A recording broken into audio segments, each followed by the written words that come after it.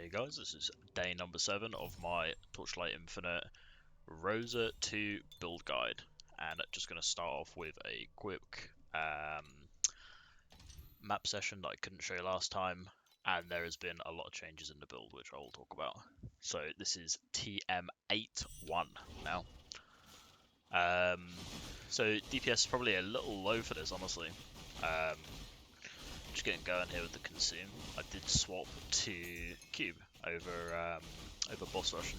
I stopped doing that partly because I was bored. I honestly think the boss rushing was probably better currency per hour, but cube's a lot more fun.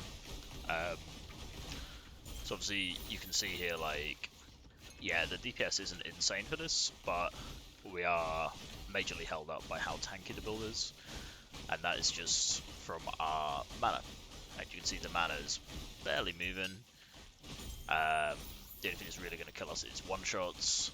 I actually tanked TMA Traveler yesterday. Was way too early to go DPS-wise. Might go tonight. But yeah, just face tank basically everything. The only thing I couldn't face tank was standing on top of him in the last phase. And that is ultimately what made me run out of portals. Just because DPS was super low.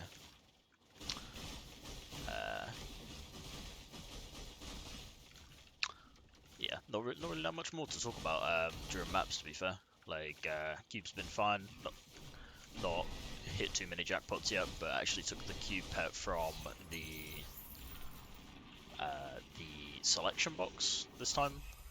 I would have took bounty if it was in there, but I don't think it was actually in there. So, and yeah, little low roll cube there. And I've been using all of these transcendence wedges just to improve our slates. So, let me go and check target dummy DPS, because you'll see a big difference, and I'll talk about why in a second.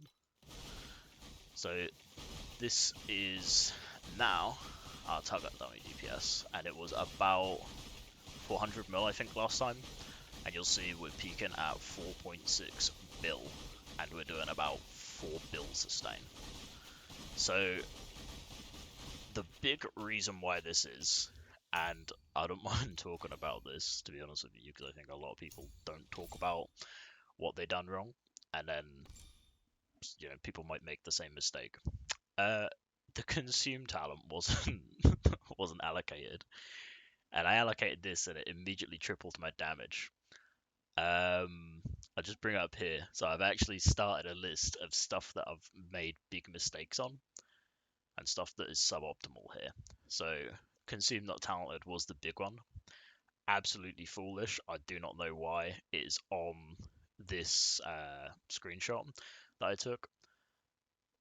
Completely, I think I must have done it while I was messing about with some talents and just seeing like where I could min-max a little bit, and I just never reallocated it. And it is just such a stupid mistake to make. So we reallocated that. DPS immediately jumped back up. I'm surprised no one else noticed it, to be honest with you. But there we go. That was the big mistake number 1. Big mistake number 2, I doubled up on trade-off. So in the Ronin tree, which is here, I actually, as the capstone, was taken trade-off, which was on the Pedigree of the Gods. I've swapped to Fallen Leaves, saw another big DPS increase. Someone recommended that I should try Marksman. I did try it, and it was actually a DPS decrease in the current setup of the build in the tree that I was trying. So I actually went back to Ronin, and I'm in Falling Leaves at the minute. So this is the current setup. I'll just pan through, but nothing's really changed except from we're now in the Consume talent, which is actually what is causing most of the build to function. So that's yeah, that's that's extremely good. Here's Ronin. I think I changed Ronin tree about a little bit. His Lich, and then I'll talk about slates. So I've actually gone through all these slates. I've been using the wedges that I've been getting from Cube, and I've just been slowly upgrading all of these, rolling them to be better. So slates are looking a little bit better too. Still a couple of bad rolls, but we're gonna get there with the slates. So next thing to talk about is what I'm currently upgrading, and it is the Firestorm ring in our left socket. I'm trying to get T1 max mana, and just trying to incrementally increase everything across the board, but I'm focusing on this really.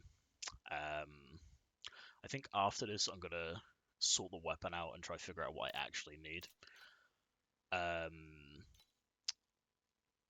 I moved. I did actually buy a damage taken from Mana Before Life Helm, and I took one of the slates off. So that is where I'm now getting the 100% damage taken as mana first, which you can see here. Deleted one of the slates, got it on the helmet, and then I true fossiled up body. I think I might have. I went down. I went down on body, but I was still over because I had the helmet, which is a higher roll than slates. So still good on damage taken as mana. I haven't actually touched this at the minute. This mana consume rate. This is taken straight from Don's mana stacking guide, and I actually have a feeling it's wrong. I'm gonna double check it, but it doesn't make sense to me that the consume rate would go up, which is a worse roll, and your mana consume rate would go up, right? Because it is mana amount of mana consumed per 4 seconds. You want that to be lower, so it gives you higher stacks, right? So it doesn't make sense to me why this is higher and the consume rate goes up and you want a high consume rate. So I will be double checking this. I will be seeing if there's anything I can change on that. So if you are going to use this sheet, then just be aware of that. I'm not really sure the mana consume rate is correct, but I am going to double check that. I'll just dash away here just so we haven't got the background noise. And then further post mana swap, further purchases that we made yesterday were the helm, the ring, and we've been increasing our memories has been the main one. So I brought attack speed memory and a int memory. This should be int memory and a precise cruelty. That was pretty cheap. So here's how our hero memories are currently looking. We've got maxed one here, which is okay rolled. Remember the spell damage increases our attack damage on Rosa 2. Again here, spell damage is increasing attack damage from the Rosa 2 trait, which is this part? Yeah, it's this part. So it's not completely dead. And then this is our one that we're just finishing off here. This is absolute priority in the build is to get this to 50. So we're maxing our trait level. And yeah, we're using our bound embers and stuff like that on the ring at the minute to try and get this up to par. And one other thing that was mentioned is the Phantom. I have spell amplification on my Phantom, but I also have it on my belt. Now the reason why is these are 500 FE, and then if I actually go here and I go to weapon amplification, you'll see these are a lot more expensive. These are currently around 3 times the cost of the entire build so far. So this is in the works, but it's not really a priority to be getting this. It might actually be cheaper on the non-corroded variant. Okay, it's a little bit cheaper on the non-corroded variant, but still at the minute quite out of the budget, and I think I'm going to get more out of the FE that I put into other places on the build right now. That's my gut feeling, but this will be coming. This is going to be a later upgrade, but it is something I'm aware of. I've actually listed it here in suboptimal. It's not a mistake. A mistake is something that I think you make accidentally, whereas something suboptimal is something that you make with the choice presented in front of you to use it, right? So I'm choosing to use this even though it's suboptimal. In hindsight, probably would have been better to get an elemental resistance one, so it would have reduced the pressure on the rares such as the ring for capping our Ellie resists, but I think the spell amp's fine for now. The other mods on it are good, so I think other than just quickly talking about Netherrealm progression, so you can see I've actually started going deeper into the Netherrealm. Finally, we come out of TM7 boss rushing, and we're most of the way through TM 8.1. Should be able to do Traveler TM8 to 9.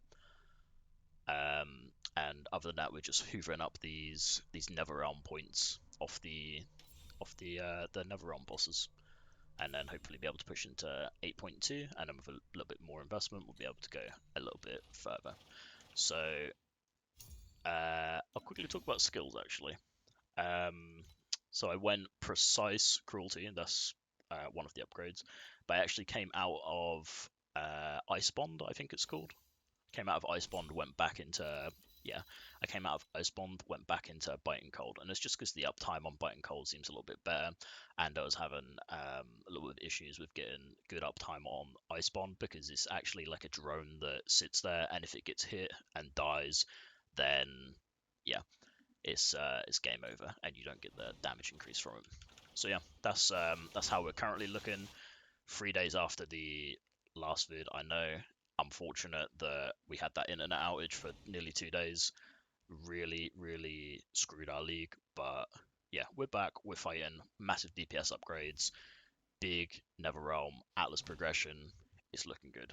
So I will hopefully catch you tomorrow for day 8, and see you in a bit.